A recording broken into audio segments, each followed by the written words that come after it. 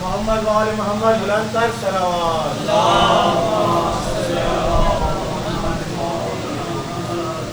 مجھے قطعاً کوئی پرابلم نہیں ہے، جو جہاں سکون سے اس کو محسوس ہو وہ وہاں بیٹھا رہے. خواہش بس اتنی ہے کہ ہم جتنی بات کریں پوری توجہ سے سنیں تاکہ تھوڑے وقت میں ہم زیادہ گفتگو کر سکیں. مل کر درود پڑھیے گا.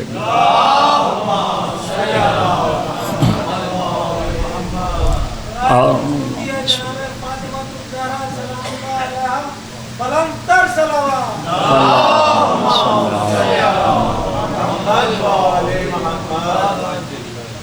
اعوذ باللہ من الشیطان الرجیم. بسم اللہ الرحمن الرحیم. الحمد للہ رب العالمین والصلاة والسلام علی صاحب تاج والمراج والبراق والعلم دافع البلاء والوباء والمرض والقحط والالم صاحب جود والکرم سید عرب والعجم محبوب رب المشرقین و رب المغربین جد الحسن والحسین بالقاسم محمد واہل بیتہ الطیبین الطاہرین المعصومین ولعنۃ اللہ علی اعدائہم اجمعین من یومنا ھذا الی یوم الدین. اما بعد فقد قال الامام حسین علیہ الصلاۃ والسلام هل من ناصر ینصرنا. صلوات.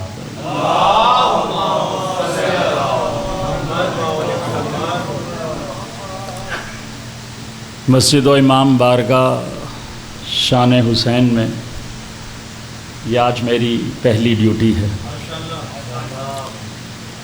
اور اس لیے اتنی دور سے کاظمی صاحبان نے بلایا ہے کہ آج علم حضرت عباس علیہ الصلاۃ والسلام کی کشائی علم نیا عالم نصب ہونا ہے، کیونکہ مسجد اور امام بارگاہ بھی ابھی زیر تعمیر ہے. اس لیے میں نے آج عام روش سے ہٹ کر خطبے میں کسی آیت کو تلاوت نہیں کیا، آپ نے محسوس کیا ہے، بلکہ امام حسین کا ایک مشہور ترین جملہ تلاوت فرمایا ہے. کلام امام ہے، امام الکلام ہے. امام حسین کے جملے کی اہمیت ہم کہاں سمجھ سکتے ہیں، اور اس لیے اس جملے کو آج موضوع بنایا ہے حل من ناصر ینصرنا. ہے کوئی میری مدد کرنے والا. بس اتنا سا ترجمہ ہے، بظاہر کتنا مختصر جملہ ہے. حل من ناصر ینصرنا، ہے کوئی میری مدد کرنے والا. کوئی حسینی ایسا نہیں کہ جس نے یہ جملہ نہ سنا ہو. ایسا ہی ہے، آپ ساتھ ساتھ بولتے رہیں گے تو مجھے رپیٹ نہیں کرنا پڑے گا. کوئی مومن ایسا نہیں جس نے یہ نہ سنا ہو، لیکن عام طور پر یہ جملہ مصائب میں پڑھا جاتا ہے، کیونکہ مصائب میں پڑھا جاتا ہے تو اس وقت تشریح ممکن نہیں رہتی. تو میں نے آج اس جملے کو فضائل میں پڑھا ہے، اور کیونکہ علم ہے اور مومنین ہیں جو اس مسجد کو تعمیر کر رہے ہیں، امام بارگاہ بنا رہے ہیں، اس لیے عنوان رکھا ہے کہ آپ کو ایک ناصر حسین کا تعارف کرانا. ناصر حسین مانے حسین کہہ رہے ہیں کہ ہے کوئی میرا ناصر. آپ نے زیادہ اچھا ترجمہ کیا. مددگار کی بجائے ناصر کہوں تو بہتر ہے. حسین کہہ رہے ہیں کہ ہے کوئی میرا ناصر. آج بتانا چاہتا ہوں کہ نصرت حسین کیا ہے.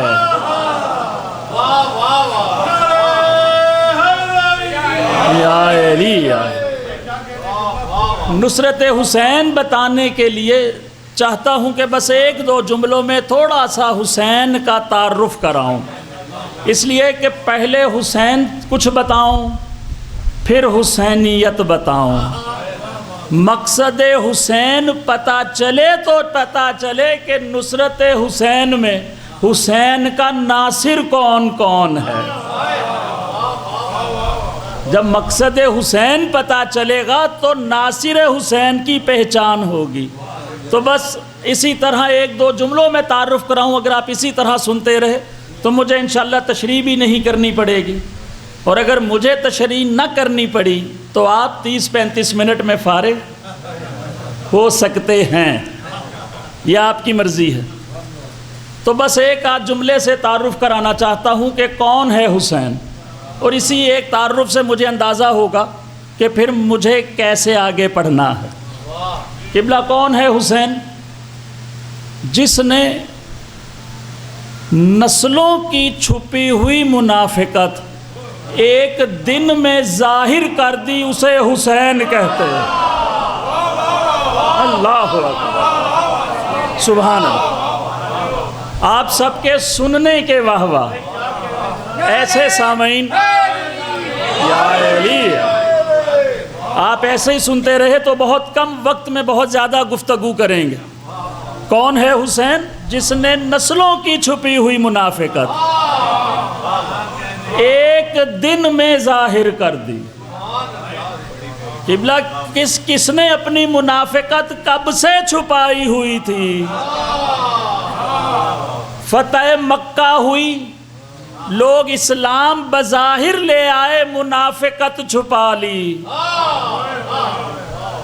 غدیر پر آئے، علی کو مبارکباد دے لی، منافقت چھپا لی. اور حد تو یہ ہے کہ سیدہ کے دروازے پر آ بھی گئے. آج کسی کی ہمت نہیں کہ انہیں برا کہہ دے. کھلے عام برا کہنا مشکل ہے، یعنی اتنی بڑی جسارت کی، اس کے باوجود مسلمان کہلاتے رہے. حسن کے جنازے پر تیر چلاتے رہے، منافقت چھپائی رکھی. ادھر 10 محرم آئی، حسین نے سر سجدے میں رکھ کر نسلیں ظاہر کر دی. اور یہ اس وقت کی بات نہیں، آج بھی دیکھ لیجئے. لوگ آپ کے سامنے بیٹھ کر کہتے رہیں گے ہم علی کے ماننے والے ہیں، ہم حسین کے ماننے والے ہیں. سارا سال منافقت چھپائے رکھتے ہیں. ادھر 10ویں کا جلوس برآمد ہو، ادھر سامنے روک کر کہتے ہیں ہمارا تعلق اس نسل سے تھا. کتنا کمال ہے حسین کا، جس نے نسلوں کی چھپی ہوئی منافقت. قبلہ دوسرا تعارف اسی طرح سنیے گا. جس نے ازل سے بنے ہوئے فتح و شکست کے معیار بدل دیے اسے حسین کہتے ہیں. جس نے ازل سے بنے ہوئے فتح و شکست کے معیار بدل دیے، فلسفہ ہی بدل دیا. سن 61 ہجری سے پہلے جب بھی دو گروہ آپس میں لڑتے تو فتح کس کو سمجھا جاتا؟ جو زندہ بچ جاتا. دو گروہ آپس میں جنگ کرتے حسین سے پہلے تو فتح و شکست کا معیار ایک ہی تھا کہ جو فوج واپس آ جائے سالار سمیت وہ فتح یاب ہے، اور جو مارے جائیں وہ بظاہر شکست پا گئے ہیں. لیکن حسین نے آدم علیہ السلام سے لے کر اپنے دور تک کا معیار بدل دیا۔ حسین نے کہا وہ فتح یاب نہیں جو زندہ رہ جائے، وہ فتح یاب ہے جس کا مقصد زندہ رہ جائے۔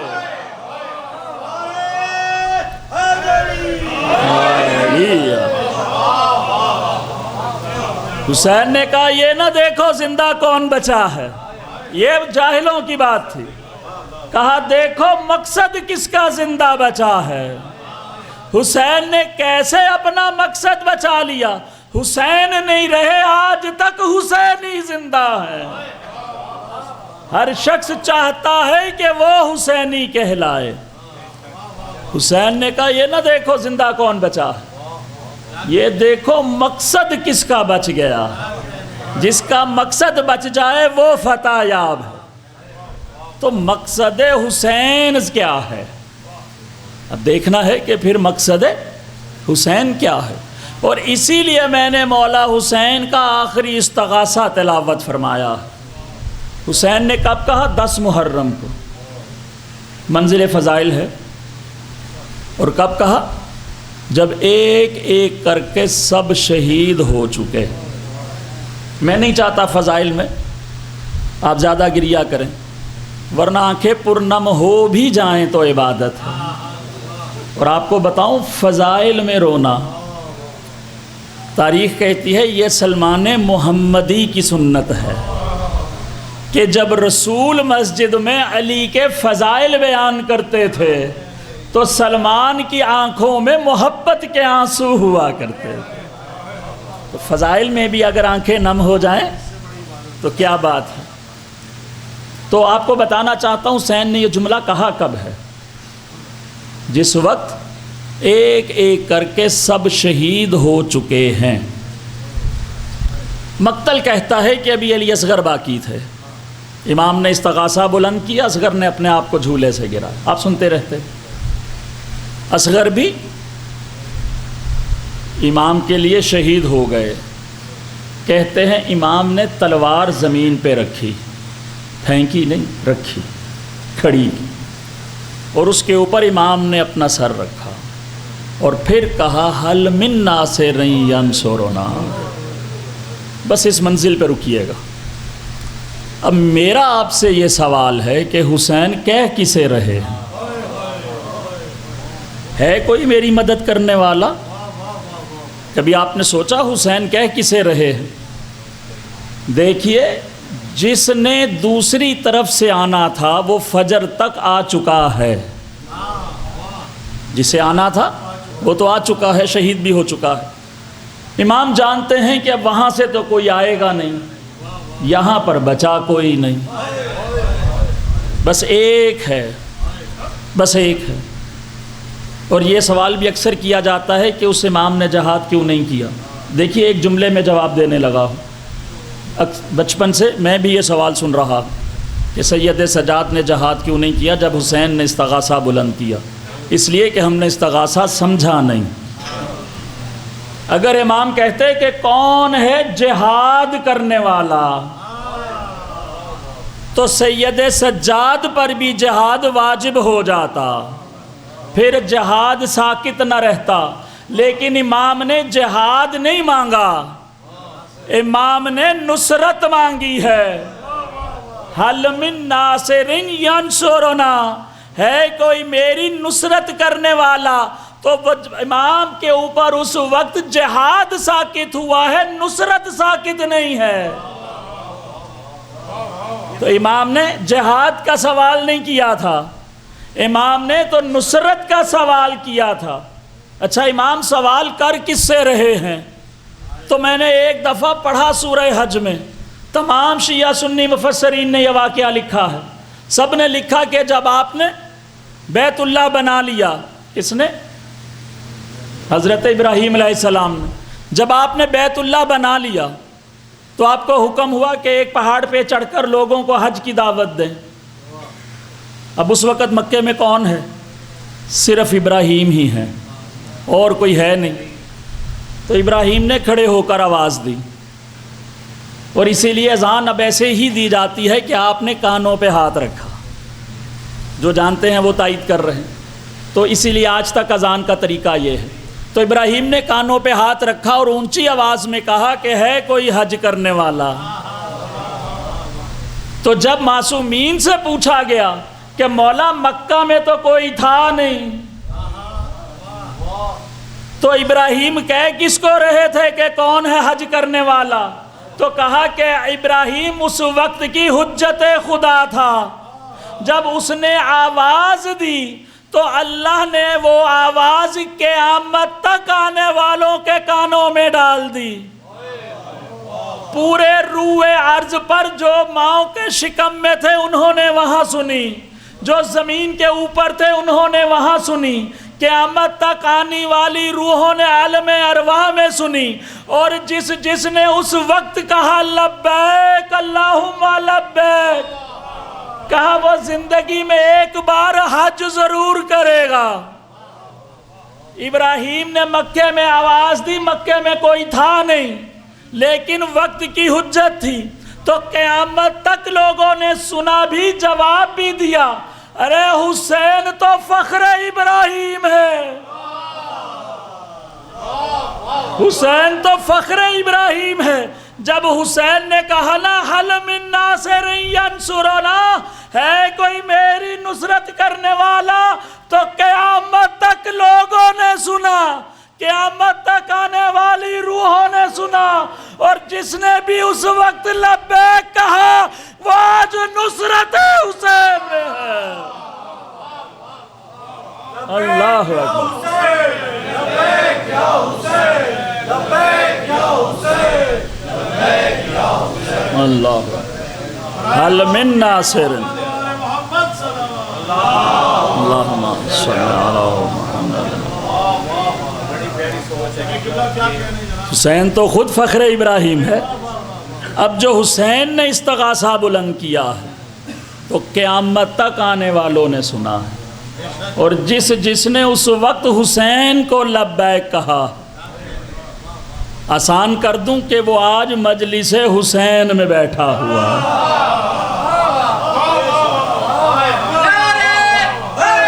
یا علی، یہ جملہ یاد رکھیے گا، ابھی ثابت کر کے اٹھوں گا، جملہ نہیں ہے صرف کہ جس نے اس وقت حسین کو لبیک کہا وہ آج کسی نہ کسی رنگ میں، کسی نہ کسی ڈھنگ میں، کسی نہ کسی طرح نصرت حسین میں ہے، اور جو نصرت حسین میں ہے وہی تو ناصر حسین ہے، جو حسین کی نصرت کر رہا ہے وہی تو ناصر حسین ہے۔ تو پہلے دیکھنا پڑے گا کہ مقصد حسین کیا ہے، تاکہ پتہ چلے کہ جو مقصد حسین میں ہے وہ ناصران حسین کی فہرست میں ہے۔ میں نے مقصد حسین دو ہی سنے ہیں، ممبروں سے دو ہی سنے ہیں، اور آپ کو دونوں اکٹھے کر کے بتانے لگا ہوں، اس لیے کہ ان دونوں کا اکٹھے ہونا بڑا ضروری ہے۔ کہتے ہیں کہ حسین نے کربلا میں نماز بچائی ہے، یہ کہتے ہیں نا جی، حسین نے کربلا میں نماز بچائی ہے، روزہ بچایا ہے، حج بچایا ہے، مختصر کروں کہ دین بچایا ہے۔ بے شک حسین نے نماز بچائی ہے، روزہ بچایا ہے، دین بچا لیا، بلکہ کہوں ایمان بچا لیا۔ لیکن آپ تو جانتے ہیں کہ قبولیت نماز کی بھی کوئی شرط ہے۔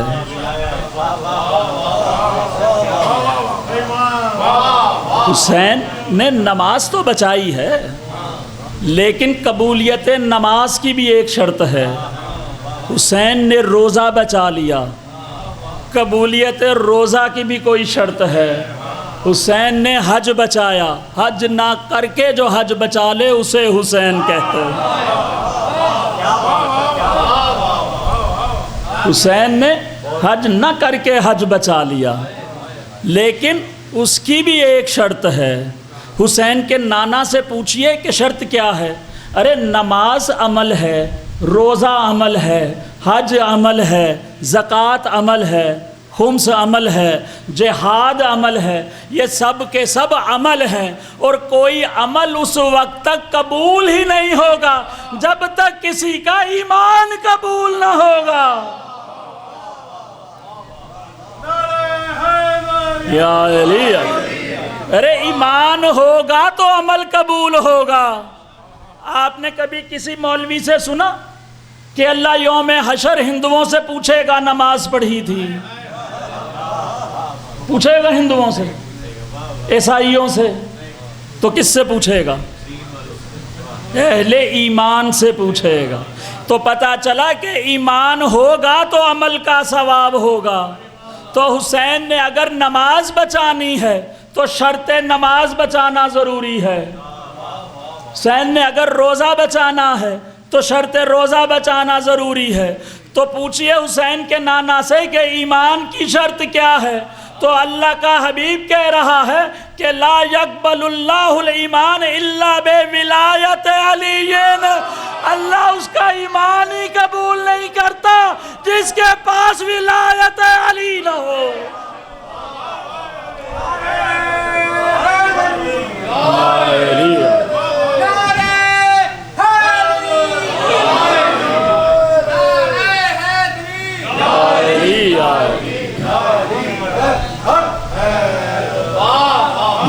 میں نہیں، اللہ کا حبیب کہہ رہا ہے لا یقبل اللہ الایمان، اللہ کہتا ہے میں کسی کا ایمان قبول نہیں کروں گا۔ درود پڑھیے گا۔ میں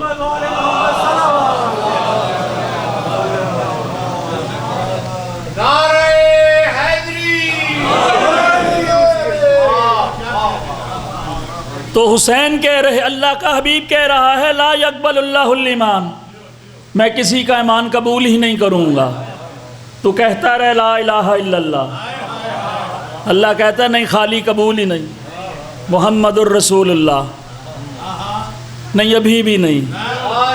اللہ کا حبیب کہہ رہا ہے لا یقبل اللہ الایمان، اللہ ایمان قبول ہی نہیں کرے گا الا بولایت علی، جب تک علی کی ولایت نہ ہوگی۔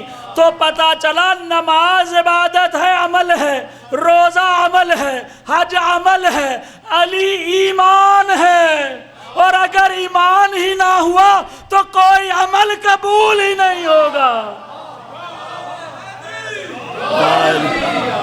آپ نے نعرے لگائے، آپ کا شکریہ، لیکن اپنا جملہ ٹھیک کر دوں، علی ایمان نہیں، علی کل ایمان ہے۔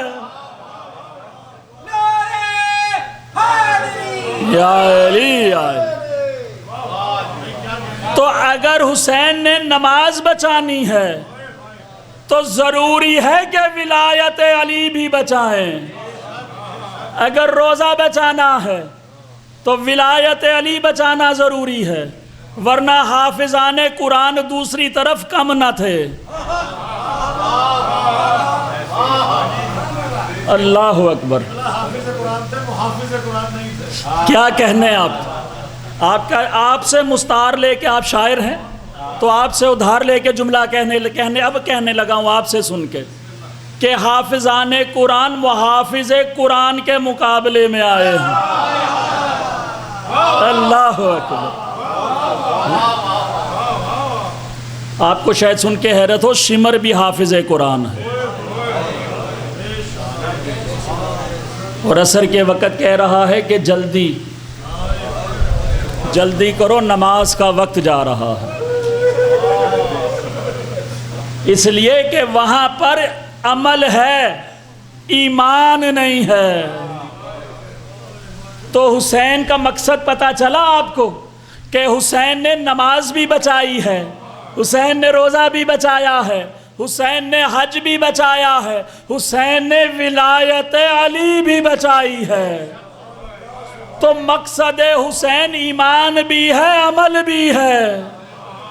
حسین نے ولایت علی بھی بچا لی، حسین نے ایمان بھی بچا لیا، حسین نے عمل بھی بچا لیا۔ تو جب مقصد حسین پتہ چل گیا، اب نصرت حسین سمجھنا آسان ہے۔ اب نصرت حسین سمجھنا بہت آسان ہے۔ جو مقصد حسین میں ہے جو نماز پڑھ رہا ہے وہ ناصر حسین ہے، جو روزہ رکھ رہا ہے وہ ناصر حسین ہے، جو ولایت علی کر رہا ہے وہ ناصر حسین ہے۔ اچھا مولا یہ بتائیے کہ اس نصرت کے طریقے تو پتہ چل گئے، سب سے بڑا طریقہ کیا ہے تاکہ مومن وہ کر سکیں؟ تو ایک دفعہ امیر المومنین کا کال سامنے آیا، مل کے درود پڑھیے گا۔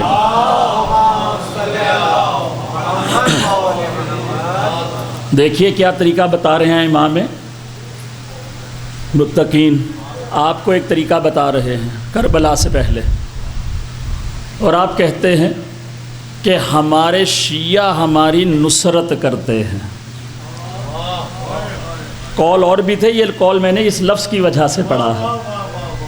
کہتے ہیں کہ اللہ کا شکر ہے کہ اس نے ہمارے شیعوں کا انتخاب کیا ہے۔ کتنے خوش قسمت ہیں آپ۔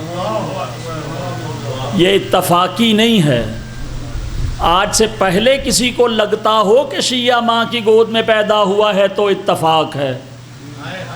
ہو سکتا ہے کہ آج سے پہلے کسی کے ذہن میں یہ آتا ہو کہ پیدا ہونا تو اختیار میں نہیں تھا، شکر ہے کہ شیعہ گود میں پیدا ہوئے ہیں۔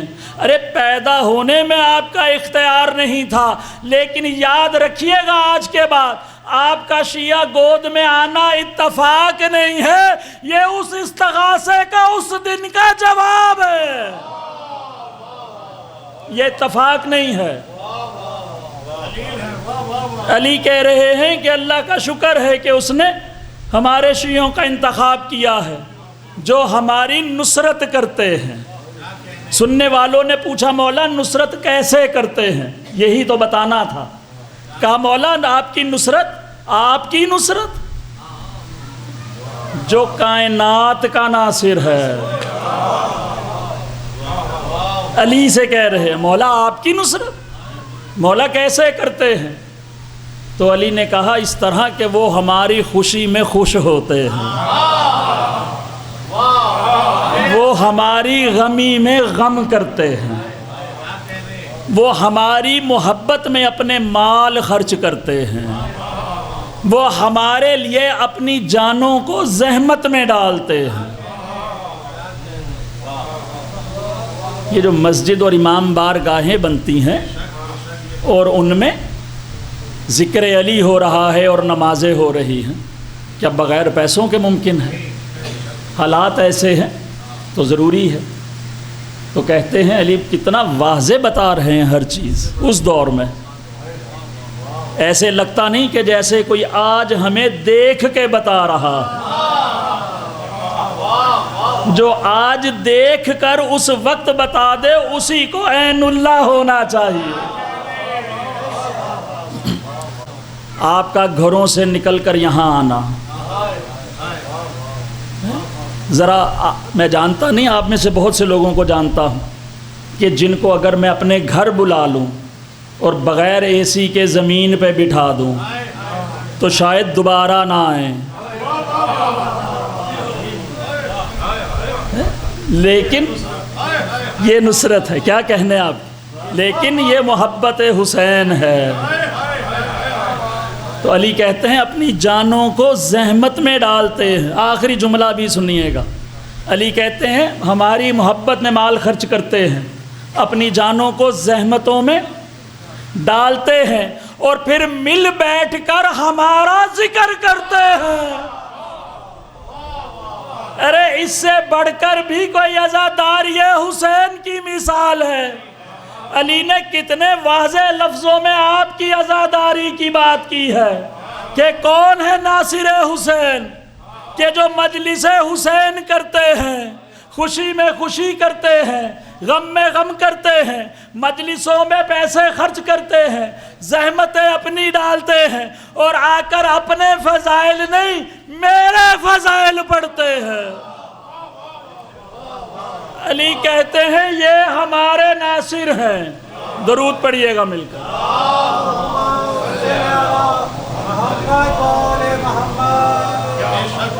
اب پتہ چلا کہ نصرت حسین کیا ہے، کہ جو بھی حسین کے لیے مجلس کا اہتمام کر رہا ہے، ارے ہم نے تو جو کچھ لیا اس مجلس حسین سے لیا ہے. ہم نے توحید لی تو مجلس حسین سے لی، ہم نے نبوت لی تو مجلس حسین سے لی، ہم نے ولایت علی لی تو مجلس حسین سے لی، ہم نے دین لیا تو مجلس حسین سے لیا، ہم نے ایمان بھی یہیں سے لیا، کل ایمان بھی یہیں سے لیا.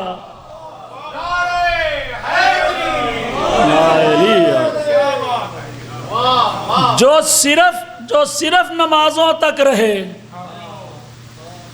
جو صرف نمازوں تک رہے، وہ آج تک صراط مستقیم پوچھ رہے ہیں. جو صرف نمازوں تک رہے قبلہ، وہ آج تک صراط مستقیم پوچھ رہے ہیں. جو مجلس حسین میں آئے ہیں وہ جانتے ہیں یہاں صراط مستقیم بتائی بھی جاتی ہے، دکھائی بھی جاتی ہے. اللہ اکبر. آپ کے سمجھنے کے واہ واہ. جو خاموش ہے، یا علی، جو 2-3 لوگ خاموش رہ گئے ہیں، میرے بچے بھی بیٹھے ہیں، ان کے لیے بتانے لگا ہوں. یہاں بتائی بھی جاتی ہے، صراط مستقیم دکھائی بھی جاتی ہے. کبھی فتح مکہ پہ دوش نبوت پہ دکھائی جاتی ہے، کبھی غدیر میں منبر پہ دکھائی جاتی ہے. اللہ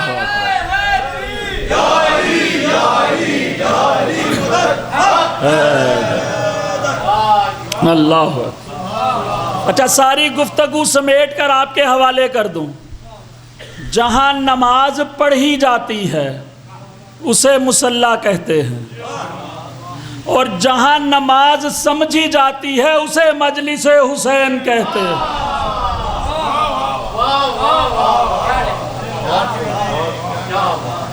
ہاں، جہاں نماز پڑھی جائے وہ مسجد ہے، جہاں سمجھی جائے وہ امام بارگاہ ہے. جہاں نماز پڑھی جائے اسے مسجد کہتے ہیں، اور جہاں نماز سمجھی جائے، اگر بغیر سمجھے نمازیں پڑھتے رہے تو انہیں تو اللہ کہہ رہا ہے ویل للمصلین. ارے کوئی نمازی ہے جو جہنم میں جا رہا ہے. اللہ قرآن میں کہہ رہا ہے ویل للمصلین، ہلاکت ہے نماز پڑھنے والوں کے لیے. پتہ چلا نماز پڑھی تھی، سمجھی نہیں تھی. اسی لیے ہم کہتے ہیں مجلس حسین میں آؤ تاکہ نماز سمجھ کے پڑھو. ارے کیا کہنے آپ کے. خاص طور پر اب مخاطب کر رہا ہوں میں عارف کاظمی صاحب کو. کیا کہنے آپ کے ساتھ دینے والے کاظمی صاحب میرے وسیم بھائی بیٹھے ہیں، اور جتنے بھی لوگ یہاں پر اس وقت آئے ہیں دامے درمے سخنے یا وقت دے کر. اگر میں آپ سے پوچھوں نا دنیا کی سب سے قیمتی چیز کیا ہے، تو ممکن ہے کوئی کہے روپیہ ہے، کوئی کہے ڈالر ہے، لیکن یقین کیجئے گا سمجھدار آدمی کا جواب کیا ہوگا؟ سب سے قیمتی چیز وقت ہے. بہت سے لوگ جواب مجھ سے پہلے دے رہے تھے، اس کا مطلب میں ٹھیک کہہ رہا ہوں. سب سے قیمتی چیز وقت ہے. تو جو گھر سے آئے ہیں وہ بھی تو نصرت حسین میں ہیں. سب سے قیمتی چیز وقت نہیں دے رہے ہیں، اپنی جانوں کو زحمت میں نہیں ڈالا ہوا ہے، خوشی میں خوشی نہیں کر رہے ہیں، غم میں غم نہیں کر رہے ہیں. تو یہ جو کچھ کر رہے ہیں یہ سب ناصران حسین ہیں، یہ سب نصرت حسین میں ہیں. تو یاد رکھیے گا آپ کا مسجدوں میں آ کر نماز پڑھنا نصرت حسین ہے، آپ کا امام بارگاہ میں آ کر مجلس سننا یہ نصرت حسین ہے، آپ کا ماتم کرنا یہ نصرت حسین ہے، آپ کا گلیوں میں جلوسوں میں جانا یہ نصرت حسین ہے. ورنہ آپ گھر میں بیٹھ کے نماز پڑھتے رہیے. کبھی آپ نے سنا ہے کوئی گھر میں نماز پڑھ رہا تھا بم کا دھماکہ ہو گیا؟ نہیں سنا. مسجد میں نماز پڑھیے، اذان میں علی ولی اللہ کہیے، پھر بم پھٹتا ہے۔ ارے مسجد میں کبھی کبھی پھٹتا ہے، لوگوں کے دلوں میں ہر بار پھٹتا ہے۔ اللہ اکبر۔ آپ گھر میں روتے رہیے، کبھی دھماکے نہیں ہوں گے۔ کبھی کسی نے جا کے ڈی سی کو شکایت کی ہے کہ یہ گھر میں رو رہا تھا، اسے بند کرائیے؟ وہاں تب شکایت دیتے ہیں جب آپ جلوس لے کر نکلتے ہیں۔ آپ کو آج تک پتہ چلا نہ چلا، انہیں پتا ہے یہ نصرت حسین ہے۔ ہمیں معرفت تھی یا نہیں تھی، انہیں تھی، اور انہیں کیوں نہ ہوتی؟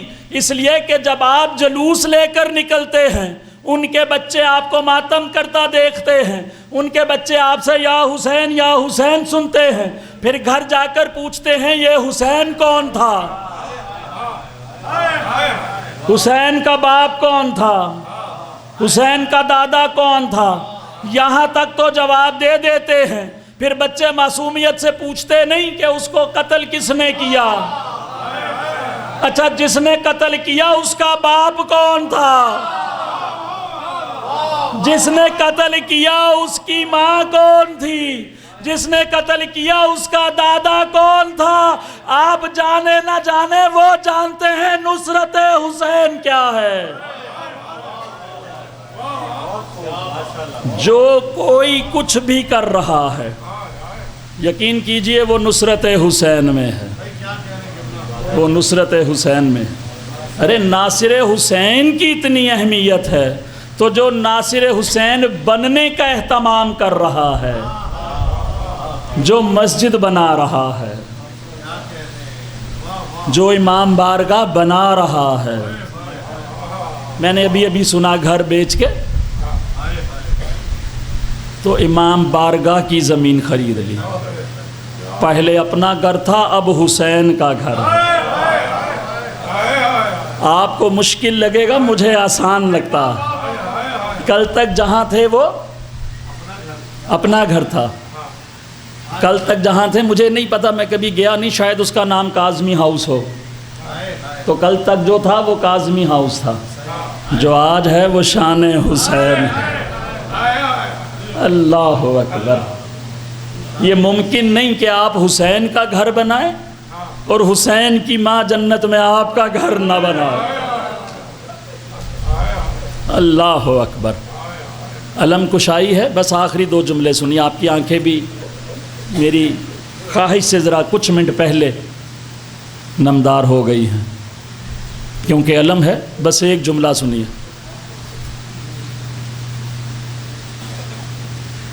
ہر چیز کی قبلہ، میں نے تمہید چھوڑ دی، ہر چیز کی ایک اصل ہوتی ہے اور اس کی ایک نقل ہوتی ہے۔ میں تفصیل سے بیان کرنا چاہتا تھا کہ بچے بھی سمجھ جائیں، لیکن اب وقت نہیں ہے، اور ظاہر ہے کہ ابھی ماتم بھی ہے اور پھر علم بھی، پھریرا بھی ہے، نصب کرنا ہے آپ نے۔ ہر چیز کی ایک اصل ہے، ایک نقل ہے۔ میں اس کی ایک مثال دینا چاہتا ہوں تاکہ بچے بھی سمجھ جائیں۔ مجھے نہیں پتا آپ میں سے کتنے لوگوں نے میوزیم میں رکھے ہوئے اس دور کے قرآن دیکھے ہیں، شاید کسی نے دیکھے ہو۔ حقیقت قرآن سے تو نہ میں واقف ہوں نہ آپ واقف ہیں، بس ایک اشارہ کر سکتا ہوں کہ خود قرآن کہتا ہے کہ اگر میں پہاڑ پر بھی نازل ہو جاتا تو ٹکڑے ٹکڑے ہو جاتا۔ مجھے نہیں پتا دیوار کعبہ کس کے لیے شک ہوئی ہے، حقیقت قرآن کا بس ایک اشارہ ہی کر سکتا تھا، اب وہ موضوع نہیں ہے میرا۔ تو وہ قرآن جو رسول کے سامنے اترا ہے، رسول کے قلب پہ، خود قرآن کہہ رہا ہے نزل علی قلبے کا، کہ اللہ نے قرآن رسول کے دل پہ نازل کیا۔ تو اصل قرآن کہاں نازل ہوا؟ اصل قرآن کہاں نازل ہوا؟ رسول کے دل پہ، پھر رسول کی زبان پر آیا، زبان رسول سے کسی صحابی کی سماعت میں آیا، اور پھر اس نے لکھا. یہ نقل پہلا جو قرآن لکھا جا رہا ہے، سوچئے گا یہ کتنیویں نقل ہے. جو پہلا بظاہر پہلا ہے وہ بھی کتنیویں نقل ہے. اصل کہاں تھا؟ قلب رسول پر. اور جس نے پہلا قرآن لکھا ہے، جس نے بھی لکھا ہے، کہتے ہیں اس پہ تو زیر زبر ہی نہیں تھے. آپ جانتے ہیں نا، اس پہ زیر زبر نہیں تھے. اور وہ عربی کا رسم الخط بالکل جدا تھا. پھر اس قرآن کی نقلیں بننے لگیں. پھر جب اسلام بہت پھیلا تو پڑھنے میں غلطی ہوتی تھی. پھر اعراب لگائے گئے بہت سالوں کے بعد، تو پتہ چلا کہ جو نقل ہمارے پاس ہے یہ اصل جیسی ہے بھی نہیں. اچھا، خدا نخواستہ کوئی یہ نہ سمجھے کہ میں تحریف قرآن کی بات کر رہا ہوں. خدا نخواستہ قطعاً تحریف قرآن کی بات نہیں، دیکھنے کی بات ہے صرف. نہ وہ رسم الخط ہے، اعراب آپ کے ہیں. اور آج بھی آپ عراق جائیں، سب گئے ہوں گے، جو نہیں گئے اللہ کرے ضرور جائیں، تو وہاں پر جو قرآن رکھے ہوتے ہیں وہ ہم پاکستانیوں کے لیے پڑھنے مشکل ہوتے ہیں. ایسا ہی ہے، اس لیے کہ رسم الخط مختلف ہے، اعراب مختلف ہیں. تو پتہ چلا کہ سب نقلیں بھی ایک جیسی نہیں ہیں، لیکن ان سب نقلوں کی نسبت ایک اصل سے ہے. یعنی کہ آپ میری بات سمجھ گئے ہیں؟ میں سمجھا سکا ہوں کہ اس وقت جو قرآن میرے گھر پہ ہے وہ عراق سے ذرا سا مختلف ہے، ایران سے اور مختلف ہے، اور پہلے والے سے تو بہت مختلف ہے دیکھنے میں. تحریف قرآن نہیں، اس وقت لفظوں کی، رسم الخط کی بات ہے، زیر زبر کی بات. تو دیکھنے میں بہت مختلف ہیں سارے قرآن، لیکن سب کی نسبت ایک اصل سے ہے، اور اس اصل سے ہے جو قلب رسول میں ہے، جو ہم نے دیکھا ہی نہیں، جو قلب رسول میں ہے. اور اللہ اس قرآن کے بارے میں کہہ رہا ہے ما ہوا شفاء، کہ اس قرآن میں شفا ہے. اللہ اس قرآن کے لیے کہہ رہا ہے کہ اس قرآن میں شفا ہے. آج کسی کی جرت جو کہے کہ اصل میں شفا تھی، نقل قرآن میں شفا نہیں ہے. جیسی اس کی عزت تھی ویسی اس کی عزت ہے. اگر آج کوئی اس نقل قرآن کے ساتھ بھی نعوذ باللہ توہین کر دے تو اس پہ توہین کا کیس بن جائے گا. آپ کہیں گے اسے قتل کر دو، اس پر توہین کا کیس ہے پاکستان کے مطابق. اس نقل قرآن پر بھی تو پتہ چلا جیسی اصل کی عزت کرنی تھی ویسی نقل کی عزت کرنی ہے. اگر اصل کو چھوڑ دیتے تو گمراہ ہو جاتے، اگر نقل کو چھوڑ دیا تو بھی گمراہ ہو جائیں گے. اگر اصل میں شفا تھی تو جتنی نقلیں بنیں گی ان سب میں شفا موجود ہے. ان سب کو چومنا ضروری ہے، ان سب کو سر پہ رکھنا ضروری ہے. حالانکہ نقل ہم نے بنائی ہے، کاغذ ہمارا تھا، جلد ہماری تھی، سیاہی ہماری تھی، بس نسبت اصل سے تھی. اگر کوئی آج یہ نہ کہے کہ اس علم عباس کی عزت کیوں ہے، ارے کپڑا آپ نے لیا، باس آپ نے لیا، پنجہ آپ نے بنایا، اصل جیسا ہو نہ ہو اس سے نسبت ہے. جیسی اس میں شفا تھی ویسی اس میں شفا ہے. اللہ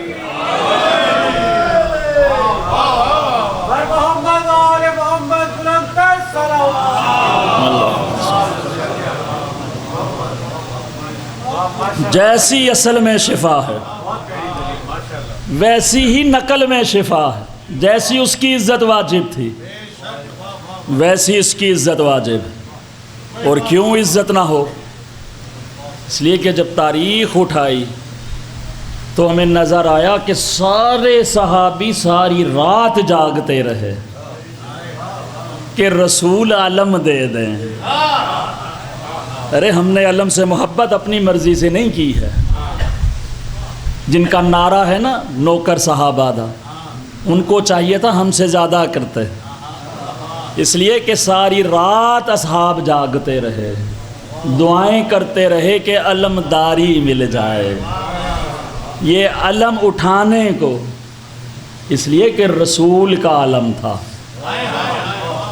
علم کی عزت نہیں ہے. علم تو سامنے جو آیا تھا وہ بھی ایک لے کر آیا تھا. علم کہتے ہیں پرچم کو, جھنڈے کو, فلیگ کو. وہ تو کافر بھی رکھتے تھے. علم کی عزت نہیں ہے, نسبت کی عزت ہے. تو ساری رات جاگتے رہے تو علم ملا امیر کائنات کو. بس مختصر کر دیا میں نے. علم ملا امیر کائنات کو. پھر وہی علم امام حسن کے پاس آیا. پھر وہی علم امام حسین کے پاس آیا. کیا کہنے ہیں زہرا کے لال کے کہ پھر آپ سے ہی یہ جملہ لے کے کہا ہے. پھر وہی علم ایک دفعہ بغیر ہاتھوں کے ہاتھوں میں آیا. اللہ اکبر. آج کوئی کہہ دینا علمدار کی قسم تو کسی کے ذہن میں علی نہیں آتا, کسی کے ذہن میں حسن نہیں آتا, کسی کے ذہن میں حسین نہیں آتا. وارے زہرا کے لال تیری قسمت, جب سے تو نے بغیر ہاتھوں کے اٹھایا ہے علمدار کہیے ذہن میں عباس آتا ہے. اللہ اکبر. آج بھی کربلا جائیے, وہاں پر آپ کے روضے کے باہر لکھا ہوا ساقی لکل شین, ہر چیز کی پیاس بجھانے والا. صرف سکینہ کی پیاس کی آس نہیں ہے عباس. لکل شین, ہر چیز کی پیاس بجھاتا ہے عباس. جسے علم چاہیے عباس کے پرچم کے نیچے آئے, جسے معرفت چاہیے عباس کے پرچم کے نیچے آئے, جسے اولاد چاہیے عباس سے مانگے, جسے رزق چاہیے عباس سے مانگے. ایک عالم دین ہے, ابراہیم کلباسی نے یہ روایت لکھی ہے. وہ کہتے ہیں میں کتاب میں لکھ رہا تھا یوم عاشور کا واقعہ, مقتل لکھ رہے تھے. کہتے ہیں یوم عاشور لکھتے لکھتے میں نے ایک جملہ لکھا کہ آج دین بھی عباس کی پناہ میں تھا. میں نے آپ سے کہا تھا سب سے بڑے ناصر حسین کا تعارف کرانا ہے. ناصر تو آپ سب بھی ہیں, لیکن حسین کا سب سے بڑا ناصر عباس ہے. سب سے بڑے ناصر کا تعارف کرا رہا. وہ کہتے ہیں میں نے لکھا کہ آج دین بھی عباس کی پناہ میں تھا. اور اچھا لکھنے والا ہمیشہ پروف ریڈنگ خود کرتا ہے. وہ کہتے ہیں جب میں نے یہ جملہ خود پڑھا تو میں کانپ گیا, اور میں نے اپنے آپ سے سوال کیا کہ ابھی تک حسین زندہ تھے, عباس پہلے شہید ہوئے, تو جب تک عباس تھے تو حسین زندہ تھے. اور میں نے لکھ دیا کہ آج دین عباس کی پناہ میں تھا, کہیں حسین کی شان میں مجھ سے گستاخی نہ ہو جائے. کہتے ہیں میں سوچتے سوچتے سو گیا. عالم خواب میں مجھے مولا حسین کی زیارت ہوئی. حسین کہتے ہیں عالم دین تو نے غلط نہیں لکھا, بلکہ جب صبح اٹھے تو اگلی لائن لکھنا کہ یوم عاشور حسین بھی عباس کی پناہ میں تھا.